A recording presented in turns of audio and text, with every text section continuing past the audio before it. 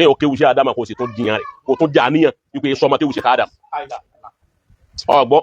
náà kí baba alágége tó ní kọ wá kọ́ yàn kéwu kí Mudiru ọkọ yàn kéwu kó ń tọ́ àwọn sì dínà yín pé kì í sáfà àwọn kọ̀kọ́ òun kéwu Kànúdù ni wọ́n pè yín gbogbo ntọ́lọ́n bá wò lè ṣe fún ọ láyé kò pé àbí kò introduce àfà rẹ̀ orí tọ́lọ́n bá ṣe fọ́ ọmọ kéwu tí ó bá lè introduce àfà àtọkọ orí wọn ò pé ọ̀dà gẹ́gẹ́ bí ẹni tó lọ́lá wọ́n á béèrè pé ta ń bàbá rẹ̀ tí ò lè tọ́ka pé bàbá mi ni ẹni tí ó bá lè tọ́ka pa àfà àtọkọ òun kéwu wọ́n bá bí pé ta ń bàbá rẹ̀ kò ní lè dáhùn rẹ̀ káwọn kan ọmọ sọ́nlẹ̀ yìí wípé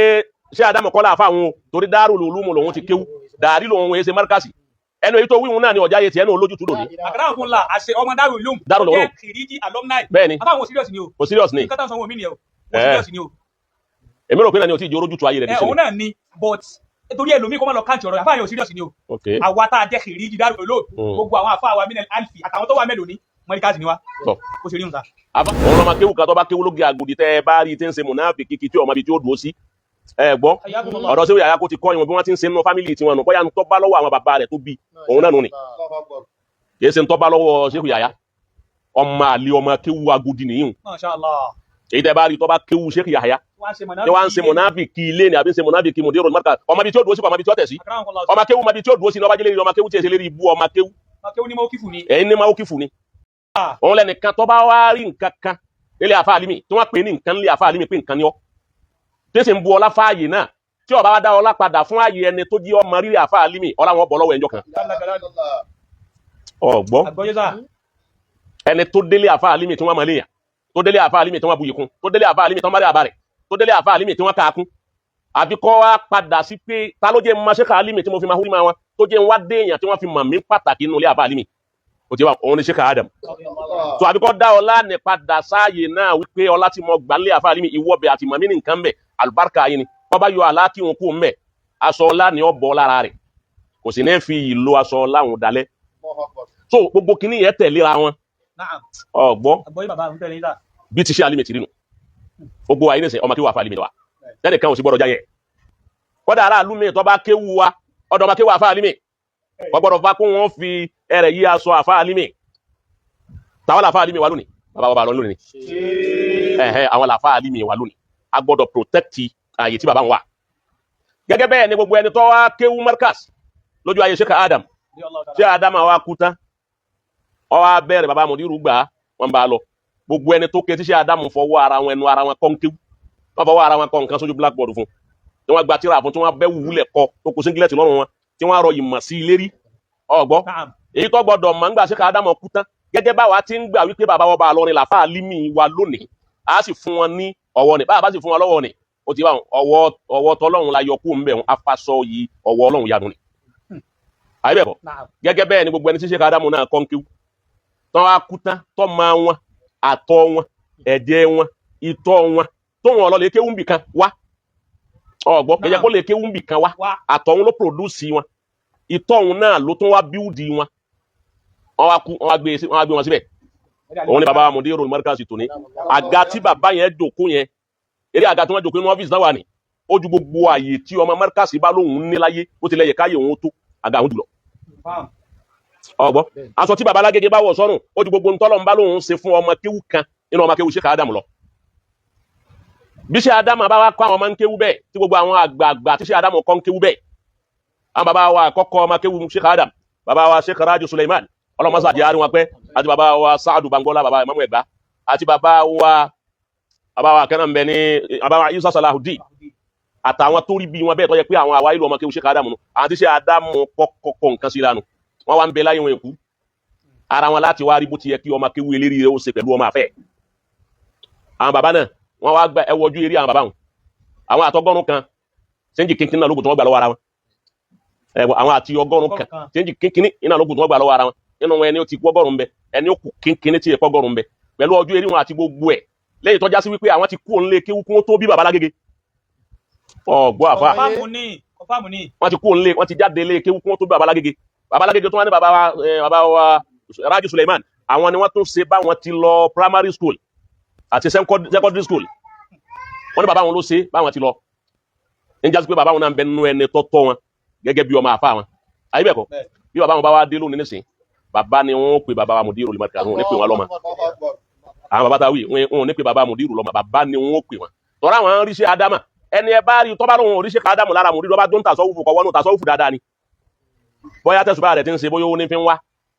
ó yẹ pé Ọlọ́run ní fi tẹ̀sùbá rẹ̀ wá ọgbọ̀dọ̀ rí Sheikh Adamu lára baba mùdírù markaz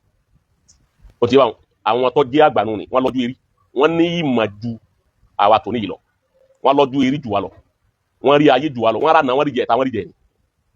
ọgbọ́ wọ́n sì gbà pé baba wa mùdírù kí ni nǹkan o àfa àwọn náà baba wa Sheikh Yahya Murtada àwọn làfa àti wa àwọn ni wọ́n kọ́ àwa ń kéwú ọ̀dọ̀ wọn làwa ti ké ilé kéwú wọn láti ṣe kí ni iná làwa ti ké ókè àwa ké nílé kéwú Sheikh Yahya baba Sheikh Yahya wa rèé ṣe Adama lọ́kọ́ wọn kéwú baba Sheikh Yahya wa jẹ́ kó yé gbogbo àwọn ọmọ kéwú wípé gbogbo ẹni yòówù tí ó bá pọ́n mi àbí tí ó bá pè mí bákan inú ẹ̀yọ́ ọmọ kéwú mi àfáà mi ní bá ń pè bákan gbogbo yìí tẹ́ bá kó fún mi àtọ̀wọ̀ tẹ́ bá fún mi àtàgbéga tẹ́ fún mi àtàpọ́nlé tẹ́ fún mi ẹ sáà máa bá ń fa àfáà mi òun náà ni Sheikh Adam ọ̀lànà Sheikh Yahya jẹ́ àwọn ọmọ kéwú wọn mọ̀ wípé ayé ni Agége ni o òun là fáà wa o tẹ́ ń jẹ́ àfáà àtàwọn náà gbogbo ọmọ kéwú àwọn tó bá jọ ọmọ kéwú tí ó sọ dáadáa tí ìbínú Ọlọ́run ní bá ọgbọ́dọ̀ ṣe mùnáfíkí pẹ̀lú ayé ni òun lọmọ kéwú kan tó bá kéwú lóge àgùdì tẹ́ bá rí tí ń ṣe mùnáfíkí tí ọmọ ibi tí ó dúró sí ẹ gbọ́ ọ̀dọ̀ Sheikh Yahya kó ti kọ́ ìwọ̀n bí wọ́n ti ń ṣe nínú fámìlì tiwọn nù bóyá ń tọ́ bá lọ́wọ́ àwọn bàbá rẹ̀ tó bí òun náà nù ni kìí ṣe ń tọ́ bá lọ́wọ́ Sheikh Yahya ọmọ àlè ọmọ kéwú agudi nìyí èyí tẹ́ bá rí tó bá kéwú Sheikh Yahya ni wọ́n ń ṣe mùnáfíkì ilé ni àbí ń ṣe mùnáfíkì mùdírù markaz ọmọ ibi tí ó dúró sí ọmọ ibi tí ó tẹ̀ sí ọmọ kéwú ọmọ ibi tí ó dúró sí ọba jẹ́lẹ́rì ọmọ kéwú tí èsì lérí ibú ọmọ kéwú ẹ̀yin ní máa ó kìfù ni ọgbọ́n à ní máa ó kìfù ni ọmọ kìfù kan wọ́n ti kọjá pé àfáà rẹ ní kọ́ tẹ̀lé gbogbo ń tọ́ bá wù kó wù lérí bá àfáà rẹ bá ń bẹ lórí òdodo tẹ̀lé bá àfáà rẹ tí ń bá ń bẹ ń bì kan tó bá kù díẹ̀ ó ti yẹ báwọn ọ tẹ̀lé àmọ́ máa yọ òdodo fún àfáà rẹ pé akramakallah báyìí ló sì rí o báyìí ló sì rí o báyìí ló sì rí o ká tó wáyé pé àfáà ti ń bẹ lórí òdodo tí ò sí lórí irọ́. bí bàbá ṣe mọ̀nàfíkì bàbá Lágége tó ní kò yẹ kó jọmọ lé kéwù wọ́n ń gbọ́ máa kí wọ́n àgòdì Sheikh Yahya ò fi bẹ́ẹ̀ kọ́ wa wọn àfi bẹ́ẹ̀ kọ́ wa àwa dúpẹ́ lọ́dọ̀ Ọlọ́run fáwọn èso mọ̀nàfíkì alhamdulillah àdúpẹ́ yín lọ́dọ̀ Ọlọ́run gẹ́gẹ́ bẹ́ẹ̀ ni Darul Ulum Masha Allah ẹni ọba kéwù Darul Ulum ọ̀kan ọmọ sọ́nlẹ̀ yìí wípé ṣé Adamu kọ́lá àfa àwọn torí Darul Ulum lòun ti kéwù dàrí lòun wọ́n ṣe markasi ẹnu èyí tó wíwùn náà ni ọjà ayé tiẹ̀ náà olójútùú lòní. àkàràkùnlá àṣẹ ọmọ Darul Ulum jẹ́ kìrìjì alumni bẹ́ẹ̀ni àbáwọn serious ni o kò serious ni kátà sanwó mi ni o kò serious ni o. èmi rò pé náà ni o ti di olójútùú ayé rẹ̀ ní òun náà ni but torí ẹlòmíì kọ́ máa lọ káàntì ọ̀rọ̀ àfáà yóò serious ni o àwa tá a jẹ́ kìrìjì Darul Ulum gbogbo àwọn àfáà wa minel alfi àtàwọn tó wà mélòó ni mọ́ríkàsì ni wa kò sí rí nùsà. àfáà wa Sheikh Muhammad ọmọ Baba Lágége ni wọ́n ń pe Sheikh Muhammad Abdulbaki ọmọ mọ́ríkàsì ni ọmọ Baba Lágége wọ́n ń pè ọmọ rẹ̀ tí ń bẹ ní Darul Ulum obìnrin ọmọ náà jiná púpọ̀ ọwà nínú àṣìṣà ọwà nínú àwọn tọkọrin sàlámù yẹn ọkà orin náà àfà ọmọ náà jiná ọmọ Baba Muhammad ọmọsàjẹmí ọmọ náà ogun obìnrin ni ó jiná púpọ̀ àfà ìgbà tó wá bẹ introduce ara rẹ̀ ọwà ní òun ó ní Ọlọ́run bá òun Ọlọ́run ọwà pé mùdírù ní bàbá òun yàdí ló pé mùdírù bàbá rẹ̀ ti yọ ọmọ nígbà wọn pe àbálọmọ Baba Lágége kí lọmọ wà pé rẹ ọmọ Baba Lágége bọ́mọ Darul Ulum mi sì gbọdọ̀ rí nírú àwọn àfà Muhammad lórí àfà ọgbàrá náà àfà Tajudeen ọgbàrá Dr. Lukman Hambala Sibawayh àtàwọn tó bá jọba òun náà gbogbo àwọn àfà Darul Ulum wọ́n gbà pé markasi làwọn kátó wá pé àbá àmì ìdìtò ní Darul Ulum so gbogbo bẹ́ẹ̀ kẹ́nìkan wá jáde ń dárù kíwọ̀ kan wá jáde ọgbọ́ wá wá sí láwà níbi ẹni wọ́n fún lẹ́bà tó lòdù ẹ̀bà sínú láwà inú fìlà o ti kọ́ wá ní dàárí ní ìwọ̀ ìwé ṣe markasi albarka markasi ti jáde kúrò lára rẹ̀ wọ́n náà rí wípé ọ̀ ń sọ̀rọ̀ nísìnyí ayé ọgbọ́n tó ń wí dáhùn sọ fún yín pé ẹ má máa ṣe mùnáfíkì mọ́ ẹ lọ ní máa ó kífù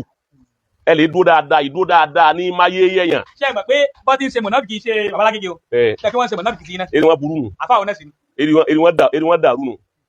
ọgbọ́n tí mo lọ sí. eri rẹ̀ ọ̀sán tí ó gbà fún un. lẹ́yìn àti mùnáfíkì tèmi mo ló gbé sí ọ̀nà wo lọ fẹ́ gbé gbà mo lọ fẹ́ gbé gbà. so èyí náà àìmúrí ni kànú dùnú ni. kí o kéwu ṣe Adama kò sì tún jiyàn rẹ̀ kò tún jà níyàn wípé sọmọ kéwu ṣe ká Adam. ọgbọ́ náà kí Baba Lágége tò ní ọwọ́ akọ́yàn ń kéwu kí mùdírù ọkọ́yàn ń kéwu kóńtọ̀ wọn sì dínà yín pé kì í sáfà òun kọ̀ọ̀kọ́ òun kéwu kànú dùn ni wọ́n pè é òun gbogbo ntọ́lọ́n bá wò lè ṣe fún ọ láyé kò pé àbí kò introduce àfà rẹ̀ orí tọ́lọ́n bá ṣe fún ọmọ kéwu tí ó bá lè introduce àfà àtọkọ orí wọn ò pé ọ̀dà gẹ́gẹ́ bí ẹni tọ́ lọ́lá wọn bá béèrè pé tán bàbá rẹ̀ tí ò lè tọ́ka pé bàbá mi ni ẹni tí ó bá lè tọ́ka pé àfà àtọkọ òun kéwu wọn bá bí pé tán bàbá rẹ̀ kò ní lè dáhùn rẹ̀ ọgbọ́ àfà torí pé al-muallim awil ustaz huwa al-abu ruhi al-abu ar-ruhi bàbá nínú ẹ̀mí làfà àtọkọ yàn kéwu èèyàn gbọ́dọ̀ díjú kọ́ wá gbàgbé ànákọ́mọ́nà tí àwọn atọ́kọ́ ní àlefi kó máa rántí àwọn tó fi balẹ̀ lẹ́nu kó máa rántí àwọn tó kọ ní ìlàmú kó máa rántí àwọn tó gba kéwú fún orí kọ́ra bó ta àràbí kan ẹjọ́ téèyàn bá ti wọnú ọlá kan àbọ̀ wọnú nǹkan kan tí kìnìún wọn wá di lójú tí ò rí nàmá tí ò rá àwọn atọ́kọ tí ò dá àwọn màmá ọtí bá ẹ sọ fún tọ̀ wípé ó ti fọ́ lójú màmá ń kára fi yá àmà wàá wà fílẹ̀ àkàrà àti àmà wà àdán lọ sẹ̀bìlà ó tọ̀ wọn fọ́ lójú ọba dàlù kìyàmà yọ fọ́jú ọba dàlù kìyàmà kò ní dá ọba tó dá ọba tó ní mọ̀ ọgbọ́ ọ̀kan tó nù àmà àfẹ́ ẹni ni. ọmọ kéwù kí agodi ọgbọ́dọ̀ sí mọ̀nàfíkì ayé ọmọ ilé kéwù dárù sálẹ̀ kòtò ọgbọ́dọ̀ sí mọ̀nàfíkì ayé ọmọ ilé kéwù dárù ẹ̀rọ̀sáàdì wálé ìṣáàdì ọgbọ́dọ̀ sí mọ̀nàfíkì ọmọ ilé kéwù dárù ìfàlà ọgbọ́dọ̀ sí mọ̀nàfíkì ọmọ ilé kéwù dárù ìsọlọ òní ọgbọ́dọ̀ sí mọ̀nàfíkì dárù dáwà ọgbọ́dọ̀ sí mọ̀nàfíkì kátó wá pé àwọn àmì anahado àwọn oníṣẹ́ mọ̀nàfíkì Haruna Rashidi oníṣẹ́ mọ̀nàfíkì bẹ́ẹ̀ làwọn atọ́jẹ́ fòrú kọ́dà ní gan mọ́ ń bẹ̀ ni. so bẹ́ẹ̀ ni gbogbo wọn ni mùdírù làfà wọn wọ́n sì gbà pé mùdírù ni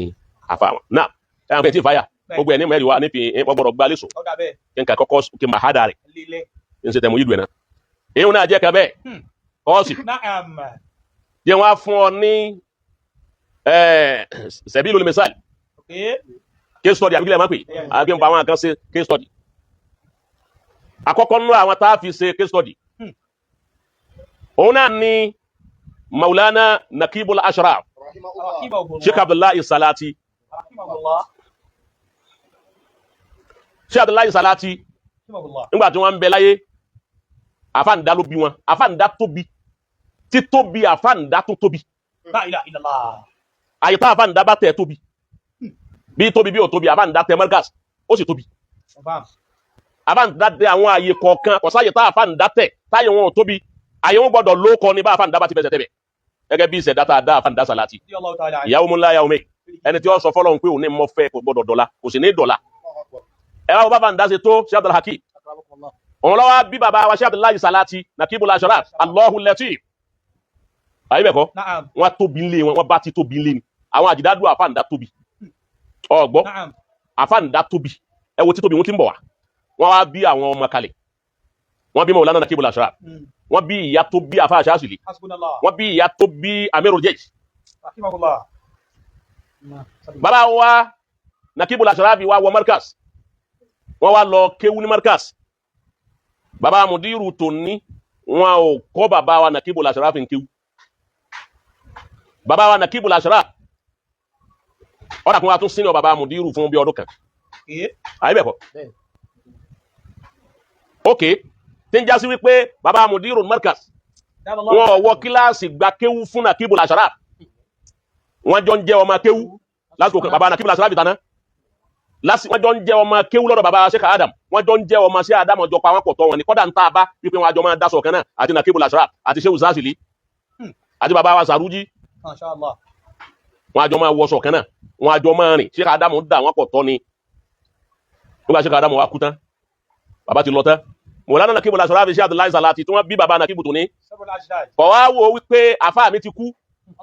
ọmọ àfáà mi ò gbọdọ̀ já àfáà mi torí kọ̀ọ̀kọ́ mi ń kéwú bàbá rẹ̀ lọ́kọ́ mi ń kéwú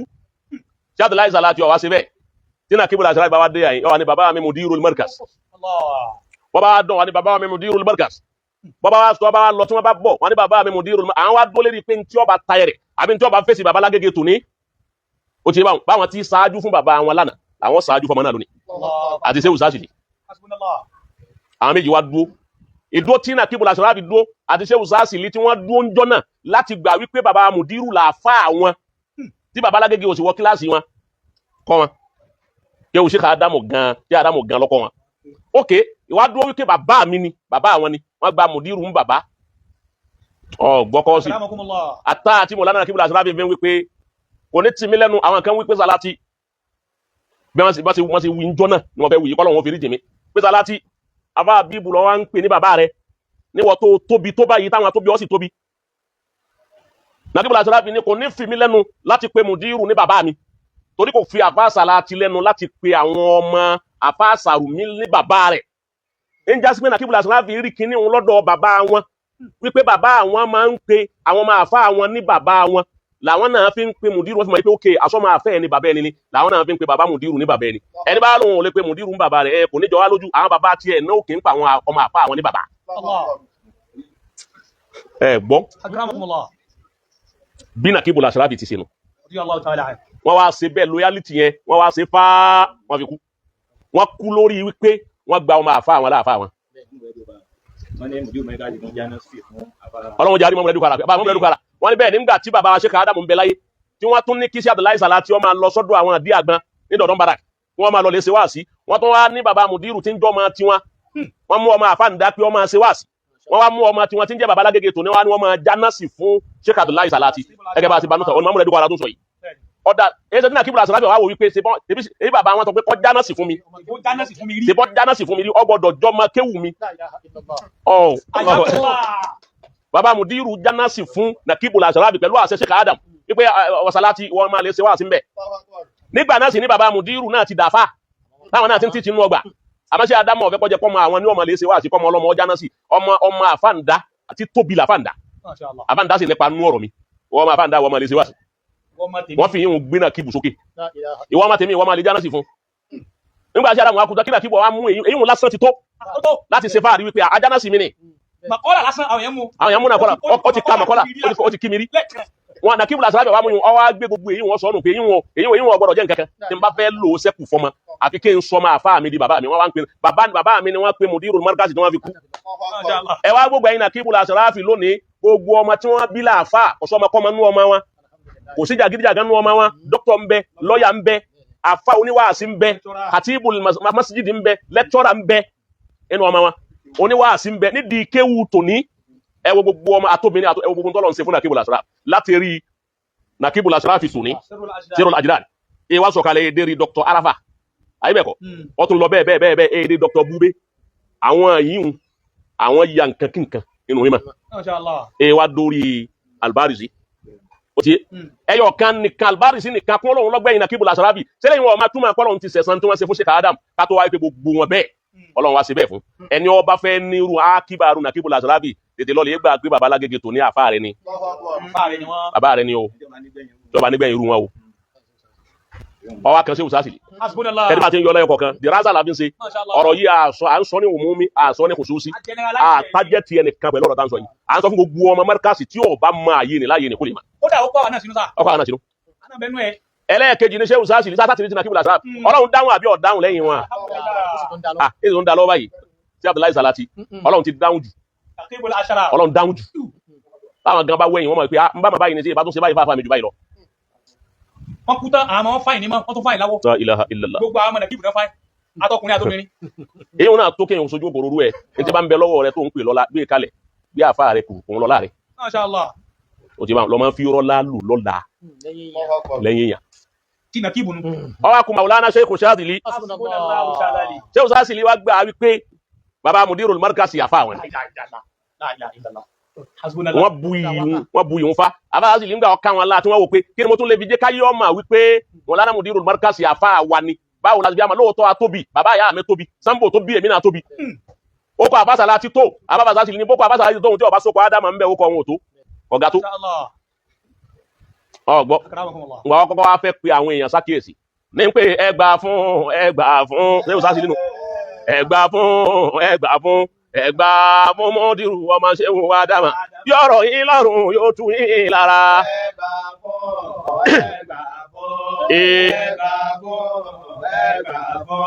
Ẹgbà fún Mudiru ọmọ Shehu Ádámà yọ̀rọ̀ yín lọ́rùn yóò tú yín lára. Abáyásí lè sọ bẹ́ẹ̀ ń jọ tí wọ́n ń ṣe wá sínú Markazi ń bẹ̀rẹ̀ tí wọ́n fi ń pe gbogbo ayé wípé ẹgbà fún Mudiru ọmọ Shehu Ádámà yọ̀rọ̀ yín lọ́rùn yóò tú yín lára gbogbo ẹni ó gbà ọ̀rọ̀ wọn lọ́rùn ó tú wọn lára gbogbo ẹni tí ó gbà kọ̀rọ̀ wọn lọ́rùn bèlè tí ó tú wọn lára. wọ́n pe èmi gbà ní tèmi mo gbà fÓlúwa wọ́n sọ̀rẹ́ndà wọ́n ní mo gbà ń tèmi o mo gbà pé àfáà mi rè o mo gbà pé bàbá mi rè o tí Ádámù kú ni kò kú òun rè o Abáyásí lóhun gbà nígbà Abáyásí kú tán àga wọn nu ẹwà lífà Shadili àṣẹ òṣàṣìlì òun náà jẹ́ ọmọ kọ́nù Ramadana yìí ẹgbẹ́ tí bàbá mi pè tó fi kúrò èmi náà ní fi bẹ́ẹ̀lẹ̀ ọjà dì tán Ọlọ́run wá gbé àlífà àṣẹ òṣàṣìlì kalẹ̀ ọwọ́ àjọ bàbá àtàyè jí ti ń bẹ níyà ń ṣe òṣàṣìlì dédé ibi tọ́wọ́ lára Abáyásí lè ń bẹ lára ọmọ náà òun ló jẹ́ a máa dunnú wípé ṣé òṣàṣìlì òkú nígbà àwọn náà kú tán wọn mọ̀ pé yóò yá wọn tó bá wọn fi ṣiṣẹ́ tán bá mọ̀ ni wọn bá tó ṣe jù báwọn náà lọ ọ̀dà àbí ọ̀dà gbogbo àwọn ọmọ tí wọn náà àfáà ni wọn bẹ́ẹ̀ ni àbá Nasiru Shadili ok àbá Shadili wà ní nísìn àti Shehu Nakibul Sarabi yìí títí di òní àwọn tí ń lò lọ́wọ́ tí wọ́n ń pè lọ́lá wọn ètí ìtún bá wọn ti kú náà òkú wọn àwọn sì tún ṣiṣẹ́ jù wọn lọ ó bá jẹ́ pé rọ́ ni ẹ̀yà àlè kárí èyí wọn tó gbogbo ẹni tí ó pèrè ẹ̀ ní nǹkan lónìí tọ́lá àsìkò táwọn yìí ń lò àsìkò tí ò social media ni wọ́n dẹ̀ ń lò gba àwọn ìfẹ́ràdùn ni wọ́n ń lò wọ́n ń dá ìgbà lò ní bàbá nàkí bùrọ̀dá láwọn tí ó sátìlì wọ́n dá àsìkò yẹn lò tẹ́nì kankan ò náà sáà wọn àmọ́ gbogbo àsìkò ni wọ́n ń gbà wípé àfa àwọn rẹ̀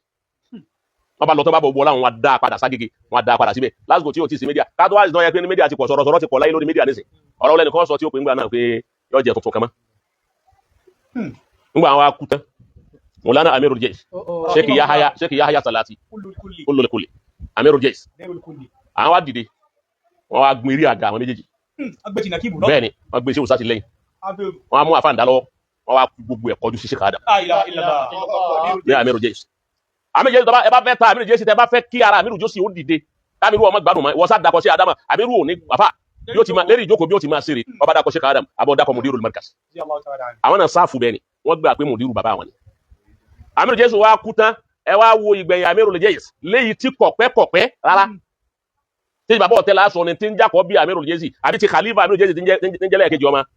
torí bàbá ọ̀tẹ́ akọ́ bí Amirul Jais ni òun lásọ ni àbí ti Khalifa Bukhari àbí tàwọn tó kù lẹ́yìn wọn náà ẹ̀yìn Amirul Jais dá àbí ọ̀dá ọ̀rọ̀ máa rí fi kalẹ̀ síbẹ̀ ọ̀rọ̀ àwọn èèyàn fi ilẹ̀ sẹ́yìn táwọn náà ń júwe pé Amirul Jais náà ṣe dáa ó ti rá pẹ̀lú àfáà rẹ̀ ní dáadáa ó ti rá pẹ̀lú ọmọ àfáà wọn ní dáadáa ṣẹlẹ̀ yóò tó káwò ni gbogbo àwa tá a bá ń lùgbà lọ́wọ́ láàfáà tọ́lọ̀ ń bá ní kọ́lá ọmọ abẹ lọ́wọ́ rẹ̀ tọ́ ń dà bí ìgbà tọ́lá òun ò ní bọ́ yọ̀bọ̀ njọ́ kan njọba wa bọ́ ṣe dáadáa lónìí kó lè ba àráyè bọ́ sọ́wọ́ ọmọ tẹlomi ọbọ yọ̀bọ̀ sọnù ni.